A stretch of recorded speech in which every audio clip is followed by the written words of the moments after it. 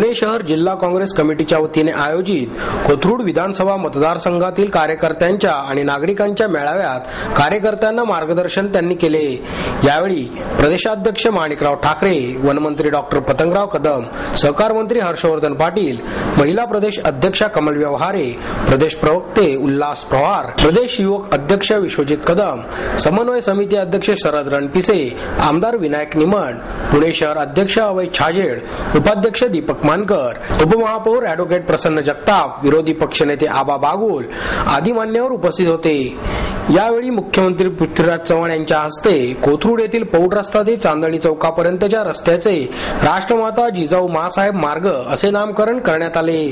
त्याचप्रमाणे या भागातील विविध विकास कामांचा शुभारंभही त्यांच्या हस्ते करण्यात आला। मेळाव्यात बोलताना मुख्यमंत्री चव्हाण म्हणाले, पुणे शहराचा चेहरा बदलायची आणि विकास करण्याची वेळ आली आहे। दिल्ली, मुंबई आणि पुणे महापालिका ही एका विचाराची साखळी बनली तर विकासाला गती येईल। आगामी महापालिका निवडणुकांमध्ये कार्यकर्त्यांना अग्निपरीक्षेतून जायचे आहे। या निवडणुकांमध्ये उमेदवारी देताना प्रभागात खऱ्या अर्थाने जनतेची सेवा केली, भागाचा विकास केला, लोकाभिमुख कार्य केले आहे का व ज्या कार्यकर्त्याच्या मागे काँग्रेस पक्षाची ताकद आहे याचा विचार केला तर कोथरूड परिसरात परिवर्तन झाल्याशिवाय राहणार नाही। परिसरात काम करत असताना मानकर यांनी विकासाची अनेक कामे खेचून आणली, एवढेच नव्हे तर ती अंमलातही आणली। त्यांच्या या कामाची पावती या ठिकाणी जमा झालेल्या जनसागरावरून मिळते। अशा कार्यकर्त्याला ताकद दिली तर राजकीय परिवर्तन नक्कीच घडेल। महाराष्ट्राच्या अस्मितेचा प्रश्न असलेला कोथरूड येथील शिवसृष्टी प्रकल्प लवकरच पूर्ण होईल। माणिकराव ठाकरे म्हणाले, कोथरूड परिसरात काँग्रेसचा धडाडीचा कार्यकर्ता यशस्वी होत असताना अन्य पक्षांनी त्यांच्यावर आरोप केले, परंतु योग्य कार्यकर्त्यांच्या मागे पक्ष सदैव खंबीरपणे उभे राहील। मानकर यांना कोथरूड परिसरात काँग्रेसची खिंड जिंकायची आहे। पाटील म्हणाले, पक्षावर नागरिकांचा विश्वास असल्यामुळे पुणे महापालिकेत स्वबळावर सत्ता आल्याशिवाय राहणार नाही। कार्यक्रमाच्या प्रास्ताविकात मानकर म्हणाले, कोथरूड परिसरात काँग्रेस पक्ष मोठा होत असताना शिवसेनेने षडयंत्र रचून राजकीय अस्तित्व संपवण्याचा प्रयत्न केला, परंतु हे षडयंत्र मी तोडून दाखवले। आज या ठिकाणी कार्यकर्त्यांकडे प्रचंड ताकद आहे असेही त्यांनी यावेळी सांगितले। शिवसेना भाजपच्या बालेकिल्ल्याला आम्ही सर्व कार्यकर्ते, काँग्रेसचे कार्यकर्ते कोथरूड मध्ये हे खिंडार पाडल्याशिवाय राहणार नाही हा शब्द तुम्हाला आजच्या दिवसाच्या निमित्ताने देतो। अतिशय चांगल्या पद्धतीचं काम कोथरूड परिसरातील कार्यकर्ते साहेब करत असतात। मग चंदूशेठ कदम असतील, किरण बारटक्के असतील, राहुल मस्के असतील, दामूशेठ कुमरे असतील, हे प्रत्येक जण असं वाटतं की शिवा मंत्री असतील, या प्रत्येकाला असं वाटतं की आपण चांगलं काम पक्षासाठी करावं। एक मिनिट थांबा जरा। आणि हे काम करत असताना अनेक अडचणी आम्हाला या परिसरामध्ये कोथरूड मतदारसंघामध्ये साहेब आलेल्या आहेत। राजकीय पक्षांनी, शिवसेनेने षडयंत्र करून दीपक मानकरला संपवण्याची देखील जबाबदारी विधानसभेच्या निवडणुकीच्या वेळी घेतली। म्हणजे कशा पद्धतीचं राजकारण या मतदारसंघामध्ये चालतं साहेब, याच्याकडे लक्ष देण्याची वेळ या ठिकाणी खऱ्या अर्थानं आली। मागच्या महानगरपालिकेच्या निवडणुकीला पश्चिम महाराष्ट्रामध्ये सगळ्यात जास्त मतांनी साहेब मी निवडून आलो, 5,000 मतांनी निवडून आलो। आणि त्याच दिवशी या परिसरामध्ये बंदोबस्ताला असणाऱ्या एसीबीने दीपक मानकरवरती गुन्हा दाखल केला की आमच्याशी आरेरावी केली आणि दीपक मानकरला जामिनासाठी फिरावं लागलं। ही दुर्दैवी आपलं कुराडे नावाचे एसीबी होते, त्यांच्यावरती खरंच कारवाई व्हायला पाहिजे। म्हणजे ज्यावेळी मला विजय उत्सव चालू करायचा काँग्रेसचा, त्या ठिकाणी दुर्दैवाने माझ्यावरती केस टाकण्याचं काम जर कोण करत असेल तर निश्चितपणे आपण साहेब विचार न करा। आणि या सर्व गोष्टी येत्या निवडणुकीच्या निमित्तानं होणार आहे, याची पूर्वतयारी आतापासून आपण करायला पाहिजे। खऱ्या अर्थानं जर तुम्हाला कोथरूडकरांना, कोथरूडच्या कार्यकर्त्यांना जर ताकद द्यायची असेल तर हे सर्व षडयंत्र तोडण्याचं काम आतापासून आपण करायला पाहिजे। कार्यकर्ते ताकदीचे आहेत, परंतु त्यांना अजून विश्वास वाटत नाही की खरंच आपल्या पाठीमागे काँग्रेस पक्षाचे कार्यकर्ते, नेते मंडळी उभी राहतील की नाही, ही शंका सातत्याने त्यांच्या मनामध्ये येत असते। परंतु या ठिकाणी ही उपस्थिती सर्व काही दाखवून दिलं। तुमच्या सगळ्यांच्या उपस्थितीने या सगळ्यांना आज बळ आलेलं। पुण्यासारख्या ठिकाणी झोपडपट्टीवासियांचा प्रश्न हा फार मोठ्या प्रमाणामध्ये आहे, परंतु हे सगळं होत असताना काही विकास कामांचं उद्घाटन देखील आज आपण या ठिकाणी केलेलं आहे। राष्ट्रमाता जिजाऊ मार्गाचं उद्घाटन करत असताना तो मार्ग शिवसृष्टीकडे जातो, त्याचं बोधचिन्ह आपल्याला या ठिकाणी सप्रेम भेट दिलेलं आहे. आणि या डीपी मध्ये शिवसृष्टी ही झाली पाहिजे ही आमच्या सगळ्यांची कोथरूडकरांची मागणी आहे आणि ती तुम्ही मान्य करावी. उद्घाटन होत असताना आपण त्या ठिकाणी जिम्नॅशियमला राजीव गांधींचं देखील नाव दिलेलं आहे, ग्रंथालयाला माऊलीचं नाव देखील दिलेलं आहे. माऊलीचं नाव याच्याकरता दिलंय की 750 वर्ष होऊन संजीवन समाधीला माऊलींच्या प्रेमामध्ये कधी कुठेही अडचण आलेली नाही. प्रेमाचा पादर तो सातत्यानं राहिलेला आहे. म्हणजे जसं माऊलीच्या प्रेमाचा पाना हा अटलेला नाही, तसं मुख्यमंत्र्यांचं प्रेम देखील आमच्यावरती कधी आठवू नये ही विनंती करायला देखील हा कार्यक्रम आपण घेतलेला आहे. पुणे शहरासारख्या ठिकाणी ताकद देण्याचं काम जर आपण केलं, आपण समन्वय समिती केलेली आहे, रणपीसी साहेब चांगलं काम करतात, उल्हासदादांचं मार्गदर्शन आम्हाला आहे, विनायक शेठ निमन या ठिकाणी आमदार आहेत, छाजेड आहेत, कमलताईंचं सारखं मार्गदर्शन असतं. परंतु हे सगळं युनिट एकत्र आल्यानंतर काँग्रेस पक्षाला कोणी हलवू शकत नाही. सगळेजण एक विचाराने जर खऱ्या अर्थानं या व्यासपीठावरती झाले तर पुणे शहरातील महानगरपालिकेच्या निवडणुकीच्या वेळी काँग्रेस पक्षाचा झेंडा महानगरपालिकेवरती लागल्याशिवाय राहणार नाही, हा शब्द मी आजच्या दिवसाच्या निमित्ताने देऊ शकतो. कोथरूड परिसरामध्ये एक परिवर्तन झाल्याशिवाय राहणार नाही. दीपक मानकर यांच्या बद्दल तर काही बोलायला नकोच आहे. एक अतिशय धडाडीचा कार्यकर्ता, आज हिमतीनं इतकी प्रचंड मोठी विकासाची कामं त्यांनी खेचून आणली, कल्पना केली. एवढीच कल्पना केल्यानंतर ती राबवली आणि उत्कृष्टपणे आज विकास केंद्र निर्माण झाले. आणि म्हणून इथे येताना रस्त्याच्या दुतर्फा या भागामध्ये राहणारी माणसं ज्या उत्साहानं त्यांनी आमचं स्वागत केलं, दीपक मानकरांच्या नावाने घोषणा केल्या. याचा अर्थ एवढाच आहे की आता या निवडणुकीमध्ये काय होणार आहे याच्याबद्दल कुठली ज्योतिषाने सांगायची काही गरज नाही. परंतु या कोथरूड परिसरामध्ये आपल्याला परिवर्तन करायचं. एक असं म्हटलं जात होतं की हा परिसर अमुक अमुक पक्षाचा बालेकिल्ला आहे, या परिसरामध्ये अमुक अमुक पक्षाची ताकद वाढलेली आहे. मला वाटतं आज पुणे शहरामध्ये काँग्रेस पक्षाचे सर्व विद्यमान नेते, काँग्रेस पक्षाचे सर्व विद्यमान नगरसेवक, आजी माजी आमदार या सगळ्यांनी आणि जिल्ह्याच्या बाहेरचे नेते असतील, पश्चिम महाराष्ट्रातले नेते असतील, ग्रामीण भागातले नेते असतील, या ठिकाणी उपस्थित मंत्री, दोन मंत्री महोदय असतील, माणिकरावजी ठाकरे यांचा तर आशीर्वाद आहेच आहे. आणि पक्ष संघटना, निवडून आलेल्या लोकांची ताकद, मंत्रिमंडळाने सरकारची ताकद, या सगळ्या गोष्टी आणि आपसातले मतभेद बाजूला करून जर आपण उभं राहिलो तर मला वाटतं की पुणे महानगरपालिकेवर काँग्रेसचा झेंडा पुन्हा उभा राहायला काहीच अडचण येणार नाही. तशा प्रकारची परिस्थिती मला दिसते. दिवसभर कार्यक्रम असतील, काही गेल्या महिन्या 2 महिन्यामध्ये जे काही कार्यक्रम घेतले, विकास कार्यक्रम असतील, पक्ष कार्यकर्त्यांचा मेळावा असेल, एक प्रचंड वातावरणामध्ये मला बदल दिसतोय. नुकत्याच झालेल्या नगरपालिकेच्या निवडणुकीमध्ये शिवसेना भारतीय जनता पक्षाला लोकांनी त्यांची जागा दाखवली आणि म्हणून मला विश्वास आहे की दिल्लीमधल्या युपीए सरकारनं किंवा राज्यातल्या लोकशाही आघाडी सरकारनं जे जे काम केलेलं आहे, जनसामान्यकरता केलेलं आहे, त्या कामाची निश्चितच पोचपावती आज पुणेकर या होऊ घातलेल्या महानगरपालिकेच्या निवडणुकीत दिल्याशिवाय राहणार नाही.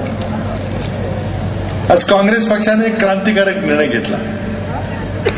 स्थानिक स्वराज्य संस्थांमध्ये 50% महिलांना आरक्षण देऊन तो समाजाचा 50% वर्ग आहे, ज्या भगिनी आहेत, त्यांना उपेक्षित न ठेवता त्यांना या राजकारणाच्या जनप्रतिनिधी होण्याच्या प्रक्रियेमध्ये सामील केलं गेलं. आणि आरक्षण जर नसतं, राजीव गांधींनी पहिल्यांदा 33% दिलं. सोनियाजींनी आम्हाला सांगितलं की 50% नेलं पाहिजे. महाराष्ट्र राज्य पहिलं राज्य की आम्ही कायदा केला आणि त्या कायद्यानुसार निवडणुका झालेल्या आहेत. नगरपालिकेच्या निवडणुकीमध्ये 50% महिला निवडून आलेल्या आहेत. हा एक क्रांतिकारक निर्णय. जर खऱ्या अर्थानं समाजामध्ये परिवर्तन करायचं असेल तर समाजाच्या 50% लोकसंख्या असलेल्या भगिनी वर्गाला समाविष्ट करून घेतलं पाहिजे. हा क्रांतिकारक निर्णय आज काँग्रेस पक्षानंच घेतला. आज शेतकऱ्यांच्या करता घेतलेले निर्णय असतील. उदाहरणार्थ महाराष्ट्र हे पहिलं राज्य आहे तिथे 1 लाख रुपयापर्यंत कर्ज शेतकऱ्यांना 0 व्याजदरानं मिळतं. 3 लाख पर्यंत कर्ज 2% व्याजदरानं मिळतं. आज तुमच्यापैकी बरीच मंडळी जरी शहरात राहत असली तर त्यांचं मूळ शेजारच्या गावात आहे. अजूनही ते शेतकरी आहेत, अजूनही शेती करतात, राहतात इथं. आणि म्हणून पुण्याच्या नागरीकरणाच्या समस्या देखील फार प्रचंड मोठ्या प्रमाणात वाढलेल्या आहेत. आज 46% लोक शहरी भागात राहतात. पुढच्या 2-3 वर्षामध्ये 2015 पर्यंत महाराष्ट्राची 50% जास्त लोकसंख्या ही शहरी भागामध्ये, नागरी भागामध्ये राहणार आहे. आणि म्हणून नागरी भागाचे प्रश्न, नागरी भागाच्या समस्या, वाढत्या शहरांच्या समस्या याही अतिशय महत्वाच्या आहेत. आणि म्हणूनच जेव्हा मंत्रिमंडळ निर्माण झालं तेव्हा मी मुद्दाम नगर विकास खातं हे स्वतः माझ्याकडे ठेवलं. 1960च्या दशकामध्ये आपण मोफा नावाचा कायदा केला होता, महाराष्ट्र फ्लॅट ओनर्स ऍक्ट. तर तो कायदा आम्ही काल रद्द केला. त्याच्या पर्यायी कायदा म्हणजे गृहनिर्माण नियमन आणि विकास प्राधिकरण करण्याचा कायदा, housing regulation and development authority, Maharashtra housing regulation and development authority. आणि या कायद्यामध्ये कुठल्याही विकासकाला जर काही योजना करायची असेल त्याला पहिल्यांदा रजिस्टर करावं लागेल.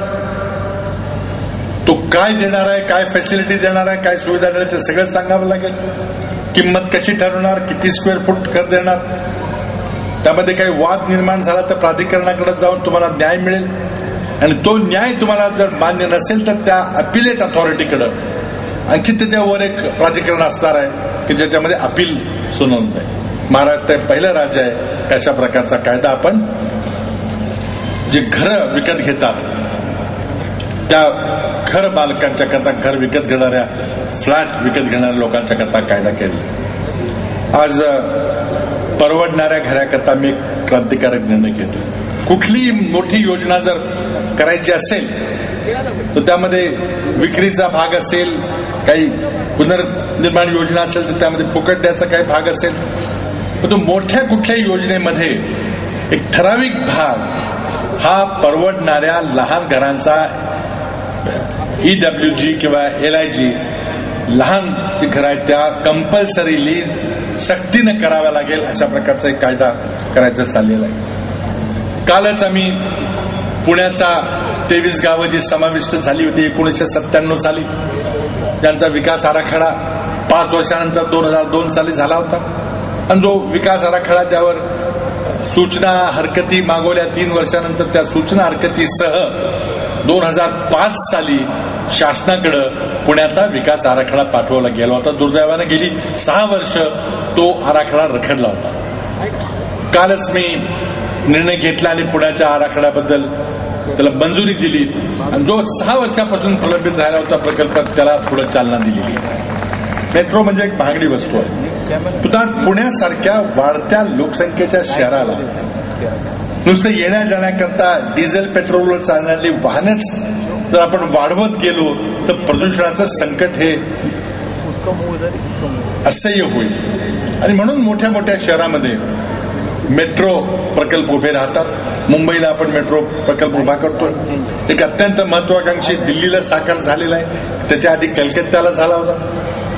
आणि म्हणून आम्ही निर्णय घेतला की मोठ्या शहरांच्या मध्ये मेट्रो प्रकल्प राबवायचे. महाराष्ट्रामध्ये नव्या मुंबईमध्ये मेट्रोचं काम सुरू झालेलं आहे.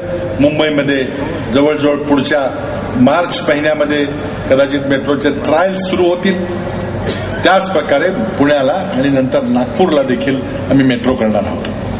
पण मेट्रो कशी करायची, काय करायची, कुठलं तंत्रज्ञान वापरायचं काही कारण नसताना त्याच्याकडे मतभेद निर्माण करण्यात आलेले आहेत. आज तुम्ही आम्ही मेट्रोचं डिझाईन कसं असावं, ते खालून जावं का वरून जावं हे सांगणं कितपत योग्य आहे विचार केला पाहिजे. याकरता महाराष्ट्र शासनानं दिल्ली मेट्रो विकास कॉर्पोरेशन, ज्या मेट्रोनं जगातले एक अत्याधुनिक मेट्रो दिल्ली शहरामध्ये साकार केलेली आहे. आज लंडन सारख्या शहरामध्ये जितके किलोमीटर मेट्रो आहे त्याच्यापेक्षा जास्त लांबीची मेट्रो दिल्लीमध्ये चालते. आणि मला वाटतं आज मुख्यमंत्र्यांना अध्यक्षांना याची प्रचिती आली असेल की येणाऱ्या उद्याच्या महानगरपालिकेच्या निवडणुकीमध्ये स्वबळावर काँग्रेसची सत्ता ही महानगरपालिकेमध्ये आल्याशिवाय राहणार नाही. हा विचार आता याच शहरातल्या काँग्रेसच्या कार्यकर्त्यांनी स्वीकारलेला आणि म्हणून आपण एवढ्या मोठ्या संख्येने ज्यावेळेस इथं आलेला, मी दीपक भाऊ मानकरचं मनापासून अभिनंदन करणार आहे. एक ताकदीचा कार्यकर्ता, या भागातल्या सामान्य माणसाला मदत करणारा, तळागाळातल्या गोरगरीब लोकांना मदत करणारा आणि कोणतंही संकट जर कुणावर आलं तर त्याच्यासाठी धावून जाणारा अशा प्रकारचा एक कार्यकर्ता. नेमकं याच कार्यकर्त्याला मुख्यमंत्री महोदय, अध्यक्ष महोदय यांना टार्गेट करण्याचं काम काय लोकांच्या माध्यमातून झालं. एक षडयंत्र की हा काँग्रेसचा कार्यकर्ता हा पुढे जातोय, आमच्या बालेकिल्ल्यामध्ये काँग्रेस पक्षाची ताकद वाढवण्याचा प्रयत्न करतोय आणि मला वाटतं त्यांना वेगवेगळ्या माध्यमातून त्यांना त्रास देण्याचा प्रयत्न यापूर्वीच्या काळामध्ये झाला. मी मुख्यमंत्र्यांना अध्यक्षांना विनंती करणार आहे, जर एखादा कार्यकर्ता चुकला जरूर त्याच्यावर कारवाई करा, त्याचं आम्ही कोणी समर्थन करणार नाही. पण कुणीतरी एखादा अधिकारी येतो आणि मग त्याला सांगितलं जातं की ह्या कार्यकर्त्यावर अशा अशा प्रकारचे गुन्हे दाखल करा आणि मग प्रमोशन करताना, बदली करताना मी तुला चांगलं एक्झिक्युटिव्ह पोस्टिंग देईल. मला असं वाटतं याबद्दल कुठेतरी आपल्याला स्पष्टपणानं भूमिका घेण्याची आवश्यकता आहे. जे योग्य काम करतात त्याच्या पाठीमागे आपण ताकद उभी केली पाहिजे. आणि म्हणून दीपक भाऊ आपण काळजी करू नका, काय घडलं असेल त्याबद्दल फार चिंता करायची काही कारण नाही. पण निश्चितपणानं येणाऱ्या पुढच्या काळामध्ये या शहरामध्येच काय पण या राज्यामध्ये काँग्रेस पक्षाचा कार्यकर्ता म्हणून काम करताना त्याच्यावर जर कोणी अन्याय करण्याचा प्रयत्न केला तर काँग्रेस पक्ष त्याच्या पाठीमागे सगळी ताकद उभी केल्याशिवाय राहणार नाही, ही खात्री मला आपल्या सर्व कार्यकर्त्यांना त्या ठिकाणी द्यायची.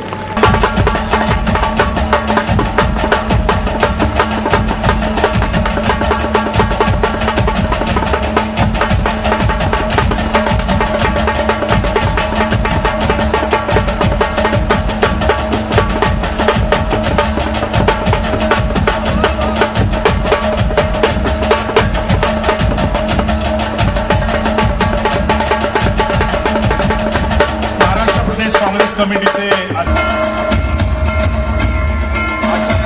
कार्यक्रमाला आलेल्या सर्व पाहुण्यांनी येणाऱ्या महानगरपालिकेच्या जीवनाच्या आम्ही आता लढाईला सज्ज आहोत याची ग्वाही दिली.